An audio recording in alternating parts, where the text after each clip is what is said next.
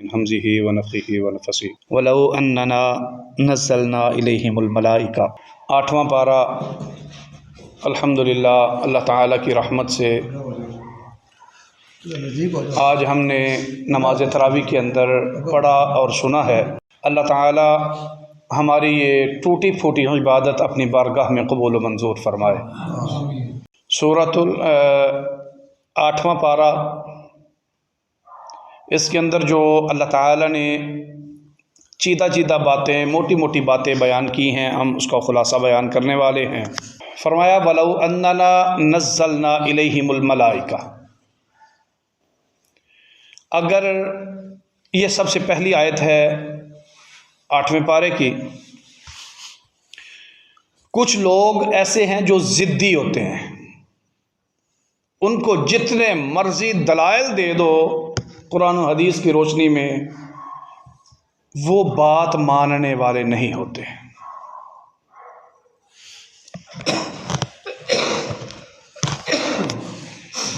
اللہ اکبر، سمجھ آ گئی ہے میں کی کہہ رہا ہوں؟ بہت بڑی بات ہے اگر سمجھ آ جائے تو۔ قرآن کہہ رہا ہے کچھ لوگ ضدی ہوتے ہیں، حالانکہ ان کے سامنے دلائل پورے کے پورے سامنے آ جاتے ہیں، پھر بھی ضد ہے، نہیں بات مانتے۔ پھر کہتے ہیں کہ ہم تحقیق کر لیں، ہم دیکھ لیں، ہم یہ دیکھ لیں، ہم وہ دیکھ لیں، ہم سرچ کر رہے ہیں۔ اللہ تعالیٰ فرماتے ہیں ہم اگر ان کے سامنے آسمان سے فرشتے بھی اتار کے لے آئے نا، ان کے سامنے کھڑے کر دیں کہ یہ فرشتے دلائل لے کے آئے ہیں، یہ بات ہے وہ ہے، یا قبروں سے ان کے سامنے مردوں کو اٹھا کے زندہ کر دیں، ان کے سامنے بھی زندہ کر دیں، تو پھر بھی وہ ایمان لانے والے نہیں ہوتے۔ اللہ اکبر، اتنے سخت دل ہیں ان کے، اتنے سخت دل ہیں وہ لوگوں۔ اللہ تعالیٰ تو فرماتا ہے کہ میرے مومنوں کے دل تو نرم ہوتے ہیں، مومنوں کے دل تو نرم ہوتے ہیں، پتھر سخت ہوتے ہیں، اور کئی تو پتھر ایسے ہیں جن کے اندر سے اللہ کے ڈر کی وجہ سے پانی نکل آتا ہے۔ اور یہ عجیب مومن ہے کہ ان کے سامنے سارے دلائل رکھ دیں، پھر بھی یہ کہتے ہیں کہ ہم ابھی تحقیق کر رہے ہیں، وہ ایمان لانے والے نہیں ہوتے۔ اللہ اکبر، اگر کسی کے اندر کوئی ایسی ضد ہے نہ ماننے والی تو اللہ سے توبہ کرو، یہ مومن لوگوں کی علامت نہیں ہے، یہ اللہ فرماتے ہیں یہ مومن لوگوں کی علامت نہیں ہے۔ آج اگر ہم کسی کے سامنے دلائل پیش کریں نا کہ دیکھیں یہ قبروں کے احوال کے بارے میں اللہ تعالیٰ نے یہ فرمایا ہے، یہ نماز کی حالت میں اللہ نے یہ فرمایا ہے، اللہ تعالیٰ نے دلائل دیے ہیں، میرے پیغمبر نے دلائل دیے ہیں، حدیث کے اندر یہ ہے وہ ہے، رفع الیدین کے دلائل ہیں، فاتحہ خلف الامام کے دلائل ہیں، تو ایسے بس ابھی ہم تحقیق کر رہے ہیں، نہیں مانتے، حالانکہ بالکل سامنے واضح نشانیاں ان کے سامنے رکھ بھی دی جائیں پھر بھی نہیں مانتے، ضد ہے، نہیں ماننا۔ یہ مومنوں کی علامت نہیں ہے۔ اگر جس کے اندر یہ علامت ہے وہ اپنی علامت کو اس کو تبدیل کرے اور اللہ سے پچھلے گناہوں کی معافی مانگے۔ وَكَذَلِكَ جَعَلْنَاكُمْ لِكُلِّ نَبِيٍّ عَدُوًّا، آگے اللہ فرماتے ہیں کہ ہر دور میں ہر نبی کے دشمن ہوئے ہیں، یہ کوئی دنیا میں نیا کام نہیں ہے، دشمنی کا، عداوت کا، بغض کا، عناد کا، یہ کوئی نیا کام نہیں ہے۔ آج ہی لوگ کھڑے ہو گئے ہیں ہماری مخالفت کر رہے ہیں، یہ کوئی نیا کام نہیں ہے، یہ تو پرانا کام چلتا آ رہا ہے۔ ہر دور میں ہر نبی کے ساتھ ہر نبی کے دشمن ہوا کرتے تھے۔ وہ نبی، میں سمجھتا ہوں، میرے اپنا ایمان ہے ایک، وہ نبی کو میں نہیں مانتا جس کا مخالف نہیں تھا، وہ نبی نہیں ہوتا جس کا مخالف نہیں ہے۔ کیا مطلب؟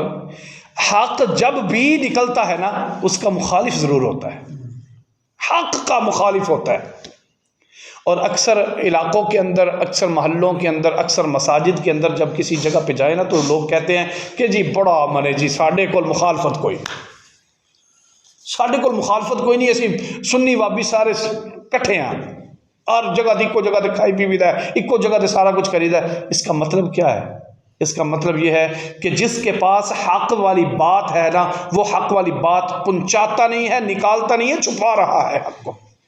جب حق کی بات بتاؤ گے تو مخالفت ہوگی۔ مخالفت اس وقت ہوگی کہ جب حق کی بات آپ باہر نکالو گے۔ جب حق نکالنا ہی نہیں ہے تو مخالفت کس چیز کی بھائی؟ اللہ اکبر۔ تو یہ انبیاء علیہم الصلاۃ والسلام کے اوپر بھی آزمائشیں آتی رہی ہیں، مخالفت ہوتی رہی ہے، لڑائیاں ہوتی رہی ہیں، جھگڑے ہوتے رہے ہیں، قتل و غارت بھی انبیاء کی ہوتی رہی ہے، لیکن انہوں نے اپنی حق والی بات کو نہیں چھوڑا۔ انہوں نے یہ بات، حق والی بات کو نہیں چھوڑا۔ ادھی ادھی مان لو تو ادھی ادھی چھاڑتے ہو۔ اللہ اکبر۔ اللہ تعالیٰ فرماتے ہیں آگے 8ویں پارے کے اندر ہی فرمایا قل اغیر اللہ ابغی ربا۔ یہاں پہ اللہ تعالیٰ خالص توحید کی بات کر رہے ہیں۔ کوئی ایسا سپارہ نہیں ہے، کوئی ایسی صورت نہیں ہے جس کے اندر اللہ نے توحید والی بات نہیں کی۔ توحید کے علاوہ گزارا ہی نہیں ہے۔ جس کے پاس توحید نہیں وہ بندہ کبھی بھی جنت میں نہیں جا سکے گا، جس کے پاس توحید نہیں ہے۔ اللہ اکبر۔ آگے وَهُوَ الَّذِي جَعَلَكُمْ خُلَفَاءَ الْأَرْضِ، آگے اللہ تعالیٰ فرماتے ہیں کہ زمین کے اندر میں نے اپنے نائب مقرر کیے ہیں، خلیفہ مقرر کیا ہے انسان کو۔ تو جو میرا خلیفہ ہے نا، اس کے لیے آزمائش بھی ہے، امتحانات بھی ہیں اس کے لیے۔ جو میرا خلیفہ ہے اس کے لیے مصیبتیں ہیں، پریشانیاں ہیں، دکھ ہیں، تکلیفیں ہیں۔ جس کے لیے دکھ تکلیفیں دنیا میں ہیں اس کے لیے آخرت میں نہیں ہے۔ یہ آسان سی سمپل سی بات ہے۔ جو دنیا میں مشکلات جھیل کر گیا عقیدہ توحید کے ساتھ، یہ یاد رکھنا، توحید کے علاوہ بات نہیں ہے کوئی بھی۔ عقیدہ توحید کے ساتھ دنیا میں مشکلات جھیل کے چلا گیا، اس کے لیے آخرت آسان ہو گئی ہے۔ اور جس کی دنیا خراب نہیں، آسانی والی ہے، توحید اس کے پاس نہیں ہے، عیش و عشرت ہے، موجیں ہیں، جدھر دل گیا کر لیا، جو دل کیا کر لیا، کوئی پوچھنے والا نہیں، کوئی پکڑنے والا نہیں ہے، جدھر شتر بے مہار، بغیر لگام کے گھوڑا، جدھر دل کرتا بھاگتا پھر رہا ہے۔ اس کو نہیں پوچھنے والا کوئی بھی کہ تو درباروں پہ، آستانوں پہ جا کے کیا کر رہا ہے۔ اس کو کوئی پوچھنے والا نہیں ہے کہ تو دین کے اندر نئے نئی ملاوٹیں، بدعات کیوں شامل کر رہا ہے۔ اس کو کوئی پوچھنے والا نہیں ہے کہ تیرے اخلاقیات کیا ہیں۔ اس کو کوئی پوچھنے والا نہیں ہے کہ تو دنیا میں اپنی مرضی کیوں کرتا ہے، اللہ اور اس کے رسول کے احکامات کے مطابق کیوں نہیں ہے۔ اس کو کوئی پوچھنے والا نہیں ہے۔ جو ایسی زندگی گزارتا ہے اس کے لیے آخرت میں کوئی حصہ نہیں ہے، کوئی حصہ نہیں ہے اس کا آخرت میں۔ مومن کے لیے ہمیشہ یاد رکھیں دنیا کے اندر مصیبت اور پریشانیاں ہیں، دکھ تنگیاں ہیں اس کے لیے۔ الدنیا سجن المؤمن و جنت الکافر، مومن کے لیے تو قید خانہ ہے۔ یہ اس نے کھانا نہیں، ایسے اس نے چلنا نہیں، ایسا اس نے پہننا نہیں، ایسی اس کے عادات نہیں ہونی چاہیے، ایسا اس کا کردار نہیں ہونا چاہیے۔ یہ تو ساری مومن کے لیے ہیں چیزیں، کافر کے لیے تو کچھ بھی نہیں ہے، جو دل کرتا کرے۔ اور جس نے دنیا کے اندر مصیبتیں جھیل لی توحید کے ساتھ، عقیدہ توحید رکھتے ہوئے، اس کے لیے آخرت میں انشاءاللہ جنت اللہ تعالیٰ نے تیار کر رکھی ہے۔ اللہ اکبر۔ آگے اللہ تعالیٰ ارشاد فرماتے ہیں یا بنی آدم خذوا زینتکم عند کل مسجد، تقوی کو مضبوطی سے پکڑ لو، اللہ سے ڈرتے رہو، تقوی تقوی تقوی، ہر سپارے میں اللہ نے بیان فرمایا تقوی، ہر سپارے میں بیان فرمایا تقوی۔ اللہ اکبر۔ ابو جہل لوگ جو تھے، مشرکین مکہ، اسلام کے آنے سے پہلے یہ بھی اللہ تعالی سے ڈرتے تھے، تقوی اختیار کرتے تھے، ان کے دل کے اندر بھی اللہ کا ڈر تھا۔ جو مشرکین مکہ ہیں آج ہمارے دلوں میں کوئی نہیں ہے، غور کیجئے گا کیسے نہیں ہے، ہم کیوں نہیں اللہ سے کیسے نہیں ڈرتے۔ مشرکین مکہ جب بیت اللہ شریف تعمیر کرنے لگے نا، تو اس وقت انہوں نے کیا کہا تھا کہ جتنے حلال کے پیسے ہیں اتنا تعمیر کر لو، باقی چھوڑ دو، حلال کی رقم۔ مشرکین مکہ تھے، بتوں کی پوجا کرنے والے تھے اور ڈر تھا، اور پھر خانہ کعبہ تعمیر کر لیا، اس کے بعد پھر حالت کیا ہے ان کی، خانہ کعبہ میں جاتے ہیں تو اپنے لباسوں کو، کپڑوں کو اتار دیتے ہیں، ننگے طواف کرتے ہیں، ننگے۔ کیوں؟ کہ ہمارا کپڑا جو ہے نا یہ پاک نہیں ہے، حلال نہیں ہے، ہم نے چھینا ہوا ہے، لپٹا ہوا ہے، کہاں سے یہ کمایا ہوا ہے، گند ہے، حرام ہے، یہ ہے وہ ہے۔ ان کو پتا تھا کہ یہ چیزیں حلال نہیں ہیں ہمارے لیے، تو اس لیے ہم اللہ کے سامنے جا رہے ہیں تو اس حالت میں جائیں کہ ہم پاک ہو کے جائیں، ہمارے لباس پلید ہیں، لباسوں کو اتار کے ننگے چلے جاؤ، ننگے طواف کرتے تھے، خانہ کعبہ کا طواف ننگے ہو کے کرتے تھے۔ عورتیں وہ چمڑے کے بڑے پتے یا چمڑا وہ اپنے شرمگاہوں پہ لپیٹ لیتی تھیں، مرد لپیٹ لیتے تھے، جسم کے اوپر کپڑے نہیں ہوتے تھے۔ تو اللہ تعالیٰ نے فرمایا کہ یہ تمہارا لباسوں کو اتار دینا یہ کوئی فائدہ نہیں دیتا جب تک ایمان نہیں لے کے آؤ گے۔ آج اگر یہ یاد رکھے کہ کوئی غیر مسلم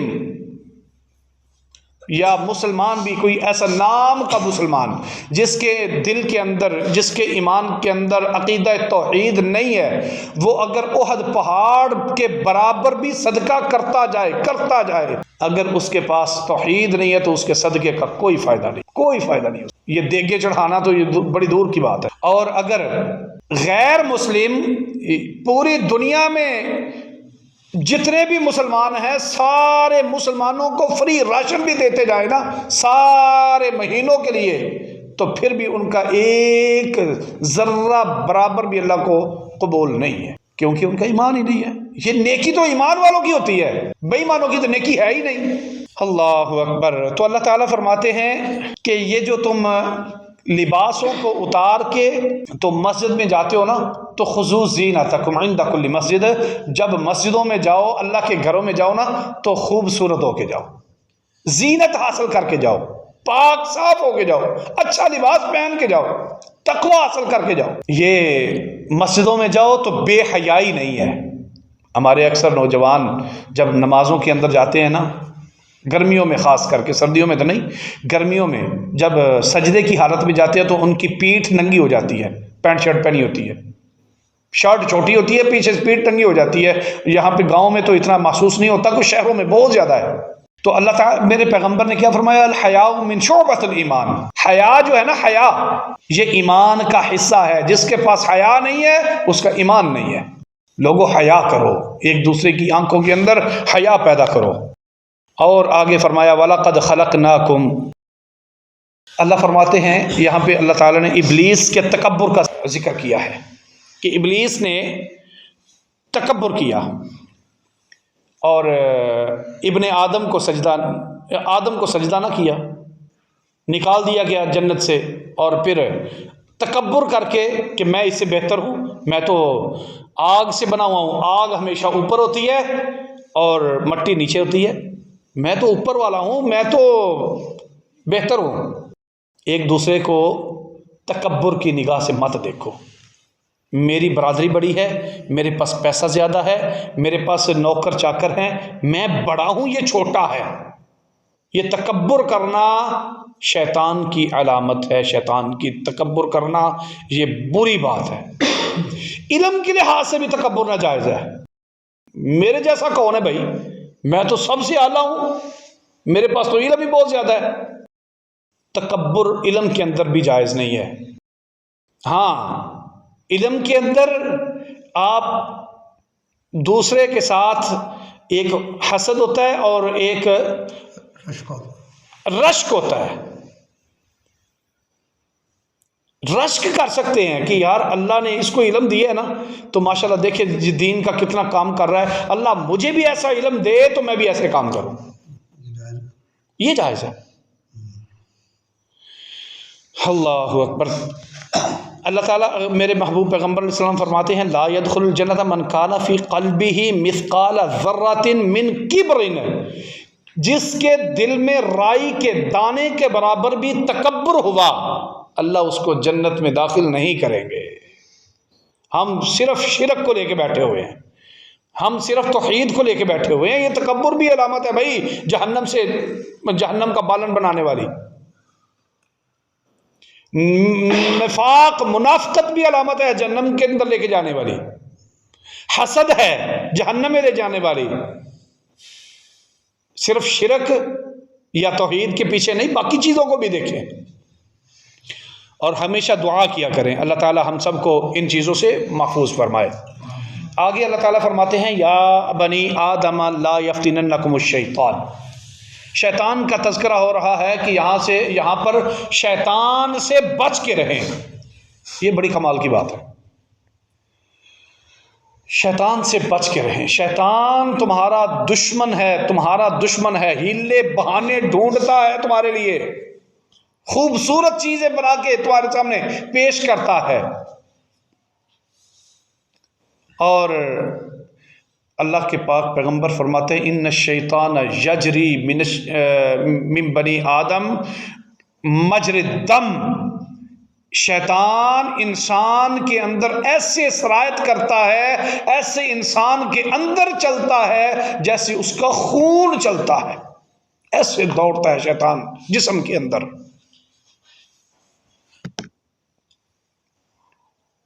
ایسے سرایت کر گیا ہوا ہے، اس نے کوئی بھی چیز دکھانی ہے نا، موبائل پہ بندہ، آج کل کا موبائل کا دور ہے، موبائل پہ بندہ دیکھ رہا ہے تو اس سامنے اس کے وہ چیزیں لے کے آئے گا جو اس کو گناہ کی طرف راغب کریں گی۔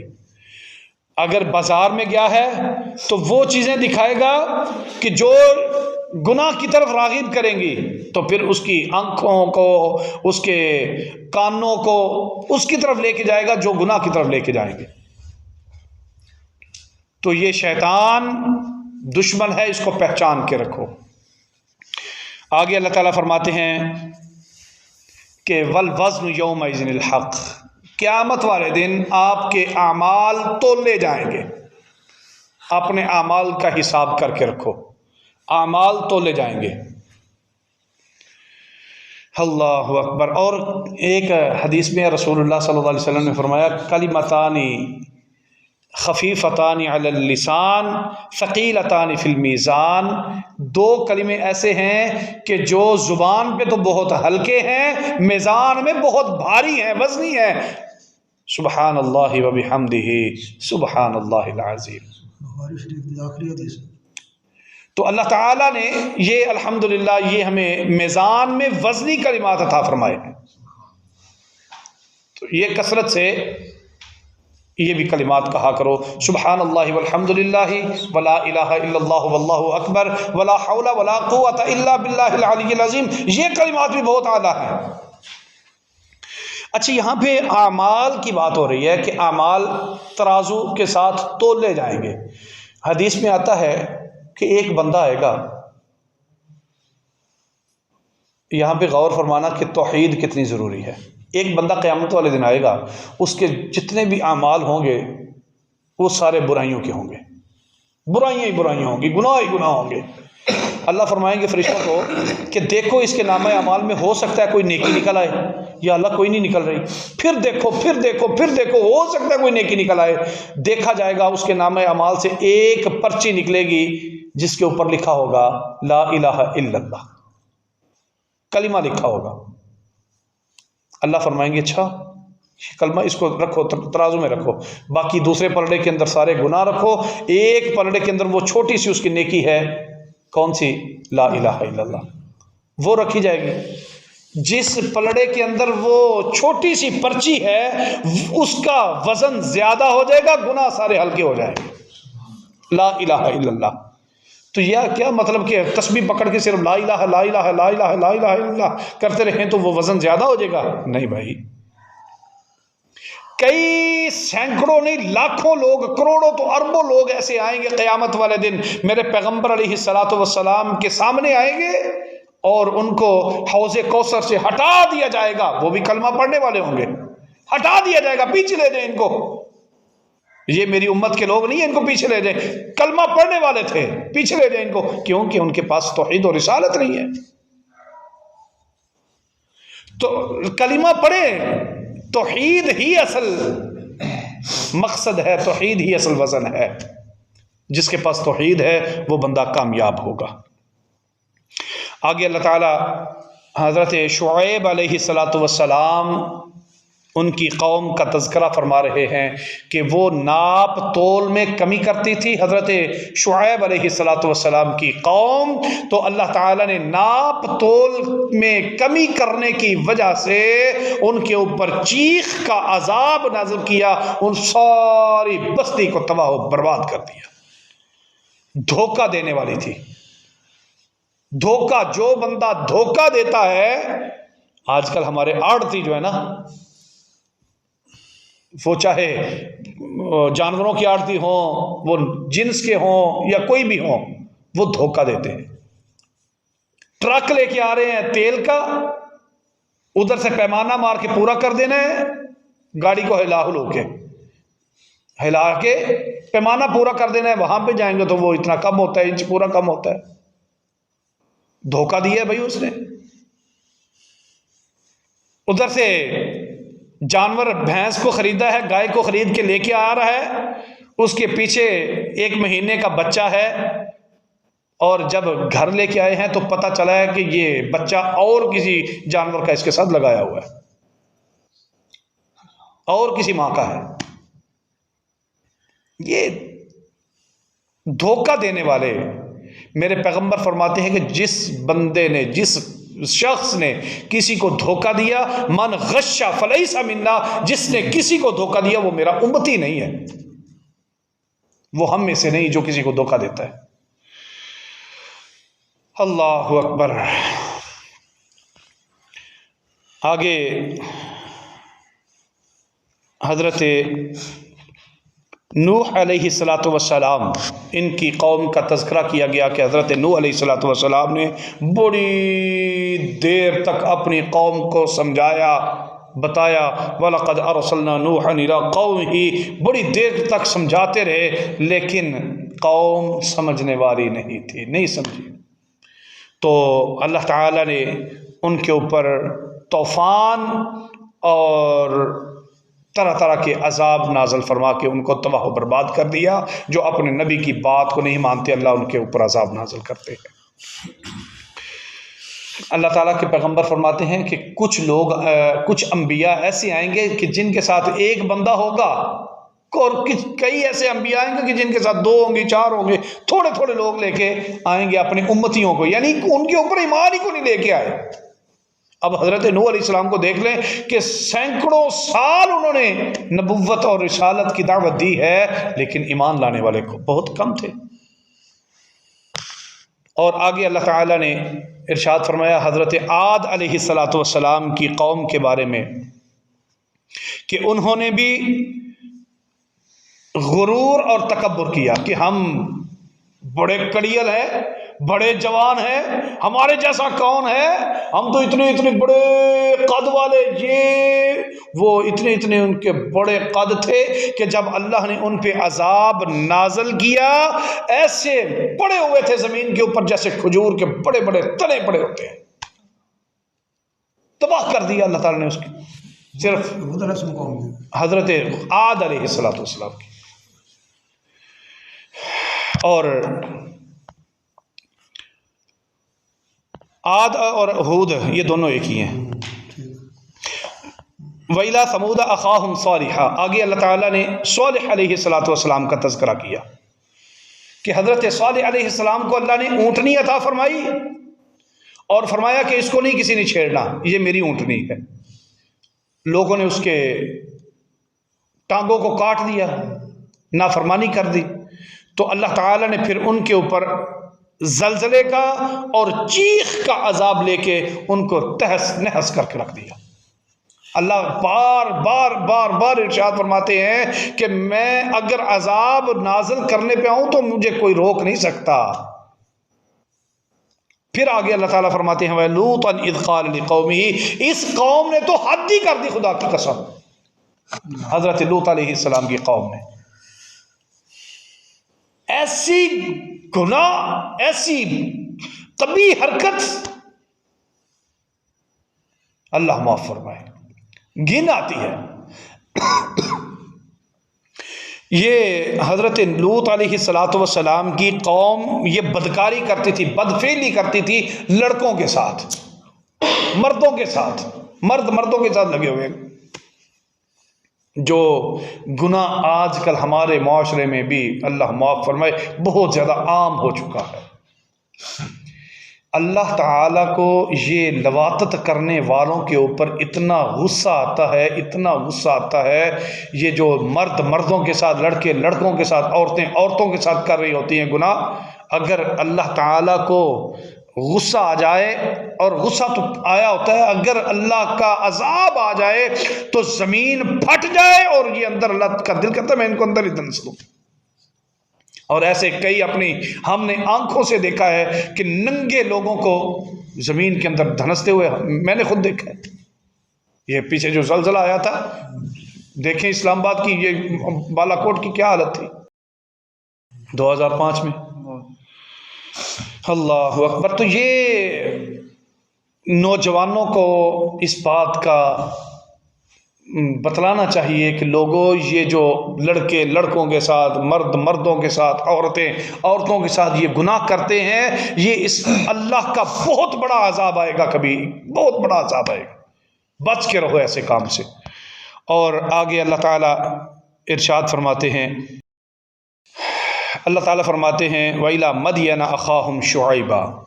آگے پھر وہی تکبر کا اللہ تعالیٰ نے بیان فرمایا. قال الملأ الذین استکبروا، تو تکبر، یہ ٹھکرانا، حق بات کو ٹھکرانا، لوگوں کو حقیر سمجھنا، یہ تکبر ہے.